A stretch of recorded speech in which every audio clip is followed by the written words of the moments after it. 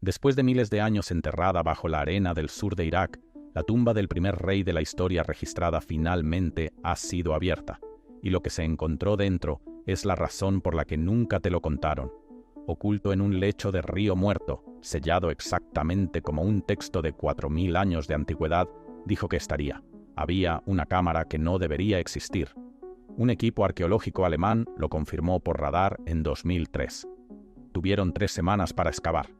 3 semanas antes de que algo sucediera que borró este descubrimiento del ciclo de noticias de la noche a la mañana. Lo que vieron es perturbador, y todavía está allí abajo. La ciudad bajo el desierto. El Instituto Arqueológico Alemán había estado trabajando en la llanura aluvial seca al sur de la ciudad moderna de Nasiriyah durante meses antes de que apareciera la anomalía.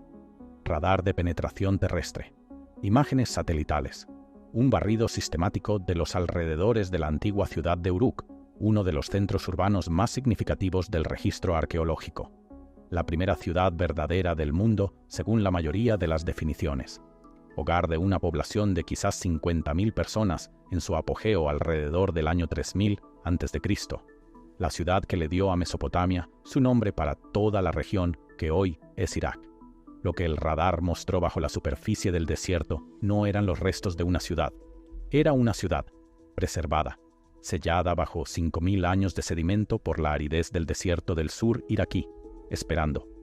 Casas, jardines, campos, canales corriendo entre las zonas residenciales en un patrón que Fassbinder describió en los materiales de prensa que circularon brevemente antes de que todo cambiara. Una especie de Venecia en el desierto. Un plano urbano de sofisticación extraordinaria, preservado intacto bajo el suelo, y en el borde del sitio, separado de las áreas residenciales, distinto en su estructura y su orientación, el radar mostró algo más, algo que el equipo no había esperado encontrar. Piensa en lo que esto significa. Un texto escrito hace 4000 años describía un tipo específico de entierro, un río desviado, una tumba construida en el lecho seco del río. El río devuelto a su curso, sellando la tumba bajo el flujo del agua, oculta, protegida, preservada. Y ahora, en el monitor frente a Fassbinder, el radar estaba mostrando una estructura que coincidía con esa descripción, en el borde del antiguo canal, alineada con el lecho del río, rodeada por la evidencia de ingeniería hidráulica antigua. El equipo no dijo el nombre en voz alta de inmediato, pero sabían lo que estaban viendo. Lo que mostró el radar Fassbinder lo confirmaría a la BBC en abril de 2003. El sitio era consistente con la descripción textual en la epopeya de Gilgamesh. La excavación era el siguiente paso obvio y necesario. Los permisos estaban siendo discutidos con la Junta Estatal de Antigüedades de Irak. Los arreglos de financiación estaban en marcha a través del Instituto Arqueológico Alemán. El protocolo de investigación estaba siendo elaborado. Todo lo necesario para pasar de las imágenes de radar a la excavación física estaba siendo puesto en marcha. La epopeya de Gilgamesh no es un mito inventado a la sombra de una civilización más famosa.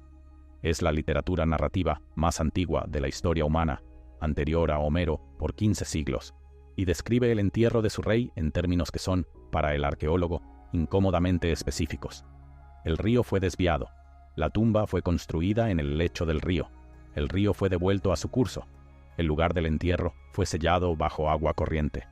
Ahora mira lo que el radar estaba mostrando. Una estructura en el borde del antiguo sistema de canales. Una cámara posicionada donde había estado un canal de río. Ingeniería hidráulica a su alrededor. Orientación alineada, no con la cuadrícula residencial, sino con el lecho del río desaparecido. Un detalle. La orientación. Eso es lo que hizo que Fassbinder se detuviera frente al monitor, porque un edificio alineado con el río, posicionado en lo que había sido el lecho del río, rodeado de infraestructura diseñada para mover agua, no está describiendo una estructura ordinaria, está describiendo una sola cosa, y el texto que describe esa única cosa nombra a su ocupante. Fassbinder revisó los datos de nuevo, los revisó por segunda vez. Comparó la anomalía con las estructuras circundantes en el plano urbano. Nada más en el mapa se parecía a esto, nada más estaba orientado de esta manera. Nada más se asentaba en el lecho del canal muerto. Y aquí es donde se vuelve extraño. La descripción del entierro en la epopeya no es vaga. Es arquitectónica. Un río fue desviado. Una tumba fue construida en el lecho del río expuesto. El río fue devuelto. 4000 años de sedimento luego enterrarían todo el asunto bajo lo que, desde la superficie, se veía como nada en absoluto. ¿Qué es exactamente lo que el estudio estaba encontrando? Una nada que, en el radar, se resolvía en una cámara. La excavación nunca ocurrió. 3 semanas después de que el anuncio de Fassbinder circulara, Estados Unidos invadió Irak. El momento importa, y es importante entenderlo correctamente. La invasión comenzó el 20 de marzo de 2003. El anuncio alemán circuló a principios de abril de 2003. La secuencia está invertida respecto al relato más dramático. Los tanques cruzaron la frontera antes de que el descubrimiento fuera público. Pero el efecto fue el mismo. La invasión hizo imposible la excavación. La situación de seguridad colapsó. Las instituciones académicas fueron desplazadas. La infraestructura iraquí, que había apoyado el trabajo arqueológico internacional, terminó, y con ella la posibilidad de hacer un seguimiento de lo que el radar había mostrado. Cosas importantes no fueron encontradas. Preguntas importantes no fueron respondidas. Y la razón por la que esas preguntas importan tiene todo que ver con quién dice la epopeya que está enterrado allí. El rey que sabía demasiado. Aquí es donde se vuelve extraño. La epopeya de Gilgamesh no es una leyenda, es un texto. Tablillas de arcilla que contienen porciones de ella han sido recuperadas de múltiples sitios a través de Mesopotamia. La versión más completa, la versión babilónica estándar, fue ensamblada a partir de 12 tablillas encontradas en la biblioteca de Asurbanipal en Nínive en el siglo XIX por el arqueólogo británico Austen Henry Layard. Layard envió miles de fragmentos de tablillas al Museo Británico, cajas de escritura cuneiforme rota, la mitad ilegible. George Smith trabajaba allí como grabador. Se enseñó a sí mismo escritura cuneiforme en su propio tiempo. Pasó años juntando los fragmentos en las horas tranquilas después de que su trabajo oficial terminara. En 1872, Smith leyó un pasaje que reconoció inmediatamente. Un diluvio. Un hombre instruido para construir un barco. Animales reunidos. Las lluvias llegaron. El barco se posó sobre una montaña. El hombre soltó pájaros, uno tras otro, hasta que uno no regresó. Smith entendió lo que estaba sosteniendo. Entendió lo que significaba. Y perdió el control de sí mismo. Se arrancó la ropa. Corrió por la habitación. Un hombre adulto en el Londres victoriano, desnudándose y corriendo por el museo porque acababa de leer, en un idioma más antiguo que la Biblia, la historia de Noé. Lo que Smith había encontrado era la tradición textual que subyace a la narrativa más significativa en la religión occidental, escrita en acadio, en tablillas de arcilla que ya eran antiguas cuando la Biblia hebrea fue compuesta. La epopeya de Gilgamesh no tomó prestado del Génesis. El Génesis tomó prestado, a través de una larga cadena de transmisión cultural, de Mesopotamia. La historia sumeria del diluvio era más antigua.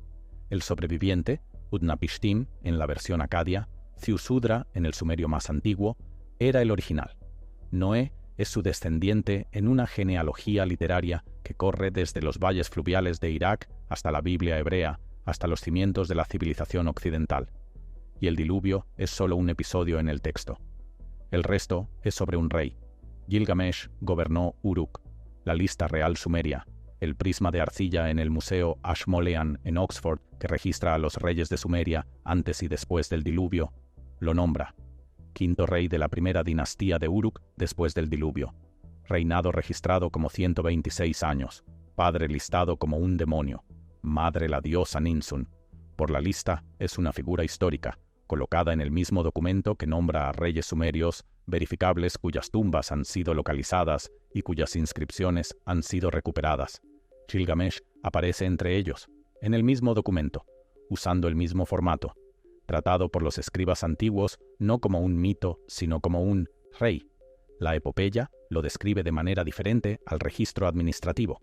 2/3 divino, 1/3 humano, cuerpo extraordinario, belleza descrita en términos que sugieren una presencia física más allá de la norma humana, conocimiento que ningún otro ser humano poseía. Había visto las cosas secretas, había estado en los confines de la tierra, había regresado de distancias que ningún otro hombre había viajado, y había inscrito en una tablilla de lapislázuli todo lo que había aprendido. Una tablilla de lapislázuli, inscrita, almacenada. La epopeya dice que esta tablilla fue sellada en el depósito de cimientos de los muros de Uruk, no oculta por accidente, deliberadamente preservada. La tradición arquitectónica de los depósitos de cimientos, objetos enterrados intencionalmente en los cimientos de los edificios, destinados a durar más que los edificios mismos, está documentada arqueológicamente en toda Mesopotamia. Se han encontrado depósitos de cimientos. Contienen objetos. Lo que el texto dice que éste contenía era el registro de todo lo que Gilgamesh sabía. La pregunta que ahora tiene que hacerse es la que el texto hace inevitable. ¿Qué sabía él? Las cosas secretas. La epopeya describe su viaje. Comienza con la muerte de su compañero Enkidu. El dolor lo envía fuera de Uruk, a través del mundo conocido, en busca de la inmortalidad. Pasa a través de la montaña del sol, el túnel a través del cual Utu, el dios sol, viaja de noche de oeste a este. Cruza las aguas de la muerte. Llega a Utnapishtim, el sobreviviente del diluvio, el único mortal al que los dioses concedieron la inmortalidad, viviendo en el borde de la existencia. Aprende de Utnapishtim, que la epopeya no lo dice del todo. Encuentra la planta del rejuvenecimiento en el fondo del mar. La pierde ante una serpiente. Regresa a Uruk. Y esta es la parte de la que nadie habla. Lo que trajo de vuelta no fue la planta, no la inmortalidad, no la única cosa que había ido a buscar. Lo que trajo de vuelta fue el conocimiento que había adquirido a lo largo del camino. Conocimiento que ningún otro ser humano tenía. Y lo escribió, en lapislázuli. Detente y considera eso por un momento. El texto no está diciendo que escribió un poema, o un himno, o un decreto real. El texto está diciendo que escribió las cosas que aprendió en el fin del mundo, del hombre al que los dioses habían concedido la inmortalidad, y selló ese registro dentro de los muros de su ciudad para que sobreviviera más allá de él. El lapislázuli no era decoración, era el medio elegido para información considerada demasiado importante para confiarla a la arcilla. La elección del material no es incidental. En el tercer milenio antes de Cristo, el lapislázuli era importado desde una sola región del mundo, las minas de Badakhshan, en lo que hoy es el noreste de Afganistán, más de 2.000 kilómetros de Uruk. La piedra era más valiosa que el oro en la economía mesopotámica. Estaba reservada para objetos de suprema importancia religiosa o real. Inscribir un registro en lapislázuli no era un acto ordinario de escritura, era una declaración de que la información en la tablilla era considerada permanente, sagrada y destinada a sobrevivir a través de escalas de tiempo que la arcilla ordinaria no podía. Gilgamesh, dice la epopeya, selló ese registro en los cimientos del muro de la ciudad. Los depósitos de cimientos en la arquitectura mesopotámica no eran gestos simbólicos, eran funcionales. Estaban destinados a durar tanto como la estructura durara, y más. Muchos depósitos de cimientos de este periodo han sido recuperados intactos, sus contenidos preservados exactamente como fueron colocados, 5.000 años después de que los edificios sobre ellos se hubieran derrumbado en polvo. Si la tablilla de lapislázuli existe, y si está donde el texto dice que fue colocada, todavía está allí. Y antes de continuar, quiero que entiendas algo. Las personas que siguen este canal son las que hacen las preguntas que nadie en la corriente principal está haciendo. Los depósitos de cimientos en Uruk no han sido todos abiertos. La estructura en el borde del antiguo canal nunca fue excavada. Y en la misma ventana de 3 semanas en que el equipo de Fassbinder estaba mirando su monitor, algo más estaba siendo el blanco. Con aparente conocimiento de exactamente qué valía la pena llevarse, de un museo en Bagdad. Suscríbete ahora, porque lo que sucedió en ese edificio va a cambiar cómo lees todo lo que sigue. Lo que sucedió en Bagdad. El Museo de Irak en Bagdad albergaba aproximadamente 170.000 objetos en el momento de la invasión, una de las colecciones más significativas de antigüedades mesopotámicas del mundo, artefactos que abarcaban 10.000 años de civilización humana en la región, herramientas neolíticas, registros administrativos babilónicos, tablillas médicas sumerias, registros astronómicos y objetos de los depósitos de cimientos de antiguos edificios mesopotámicos cuyos contenidos nunca habían sido examinados exhaustivamente. Entre las posesiones del museo había objetos que nunca habían sido completamente estudiados, catalogados o publicados, artefactos cuya importancia era conocida por los especialistas, pero cuyos contenidos no habían sido completamente leídos. Bagdad cayó el 9 de abril de 2003. En cuestión de días, el museo estaba siendo saqueado. Aproximadamente 15.000 objetos fueron tomados, incluyendo piezas de los almacenes asegurados del sótano, áreas que requerían llaves y conocimiento específico de la distribución del edificio para acceder. El coronel Matthew Bogdanos, un oficial de la Reserva del Cuerpo de Marines de los Estados Unidos y un asistente del fiscal de distrito de Manhattan en la vida civil, fue enviado para dirigir la investigación militar. Llegó al museo en las semanas posteriores al saqueo. Caminó por el edificio. Caminó por el sótano. Luces fluorescentes parpadeando. Vidrio en el suelo en algunas habitaciones, nada perturbado en otras. Y lo que vio en el sótano no coincidía con lo que una multitud aleatoria hace cuando entra a un edificio. Las puertas de ciertas salas de almacenamiento no habían sido forzadas, habían sido abiertas con llaves. Unidades de estanterías específicas habían sido vaciadas, mientras que estanterías vecinas habían sido dejadas completamente intactas. Las entradas del catálogo para los artículos cuyas ubicaciones eran conocidas solo por los curadores del museo y un pequeño número de especialistas externos habían sido removidas, mientras que objetos menos significativos a su lado permanecían en su lugar. Bogdanos documentaría este patrón en detalle en su informe posterior. Múltiples actores, diferentes niveles de acceso, diferentes objetivos. Parte del robo fue oportunista. Vitrinas destrozadas, objetos visibles tomados. Cualquiera podría haberlo hecho, pero parte de él no lo fue. Parte de él fue dirigido, específico, ejecutado con conocimiento previo de lo que había en ese edificio y dónde se guardaba.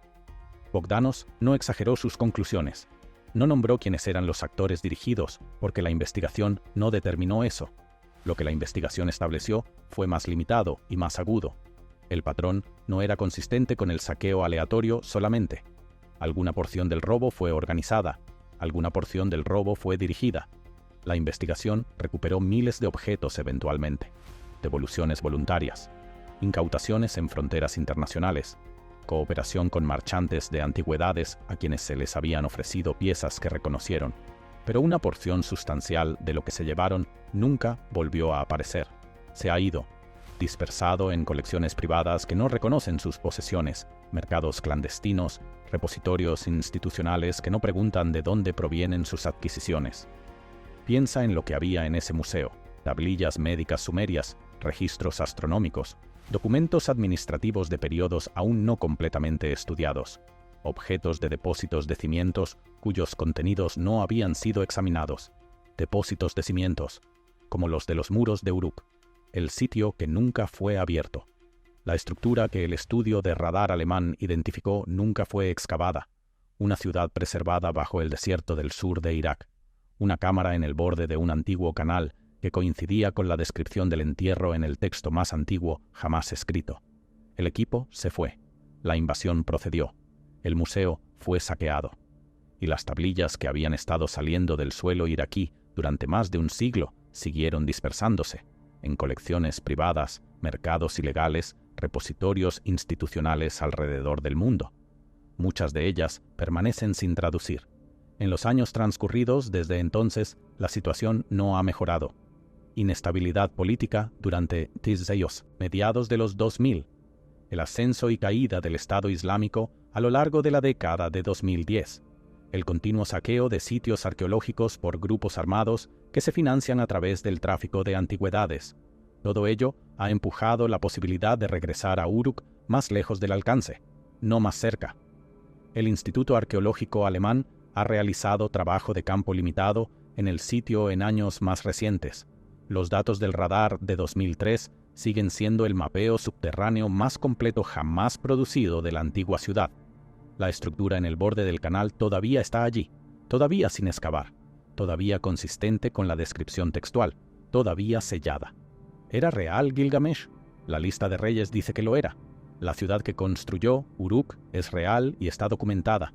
Los muros que construyó, descritos en las líneas iniciales de la epopeya como algo que un futuro viajero podría inspeccionar y verificar, han sido encontrados. Los depósitos de cimientos en esos muros han sido localizados, aunque no todos han sido abiertos.